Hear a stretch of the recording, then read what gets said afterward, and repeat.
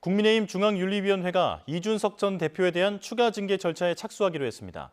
이 전 대표가 당 지도부와 친윤계 의원에게 쏟아낸 발언들이 심각한 해당 행위였다고 판단했습니다. 엄윤주 기자가 보도합니다.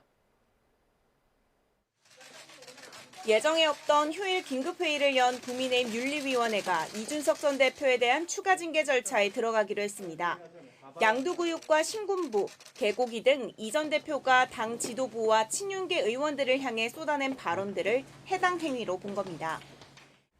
이준석 당원 징계 절차 개시, 객관적 근거 없이 모욕적, 비난적, 표현 사용 및 법 위반 혐의 의혹 등으로 당의 통합을 저해하고 당의 위신을 훼손하는 등 당에 유해한 행위. 이양희 윤리위원장은 이 전 대표에게 직접 출석하는 소명의 기회를 줄 것이라고 강조했습니다. 하지만 앞서 당원권 정지 6개월의 징계를 받은 이 전 대표의 경우 추가 징계가 이뤄진다면 이전 징계보다 높은 수위의 제명이나 탈당 권고 등이 불가피할 전망입니다. 직접 출석해서 소명의 기회를 반드시 갖고자 합니다.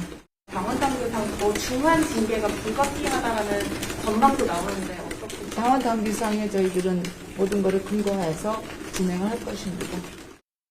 이 위원장은 이준석 전 대표에 대한 추가 징계 결정 시점에 대해서는 말을 아꼈는데 이 전 대표의 성접대 의혹에 대한 경찰 수사를 고려한 것으로 보입니다.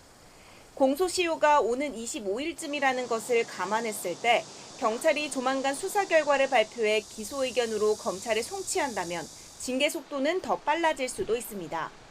이에 대해 이 전 대표는 윤리위 회의 시작 전부터 일정이 조정된 것에 대해 오비 일학이라고 꼬집은 데 이어 무리수를 둔다 등 비판 수위를 끌어올렸습니다.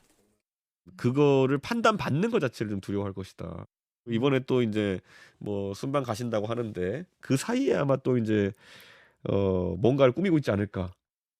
이 전 대표가 만약 윤리위의 추가 징계 결정에 대해 또다시 법적 대응으로 나설 경우 국민의힘 내용은 장기화 국면에 접어들 것으로 보입니다. YTN 엄윤주입니다.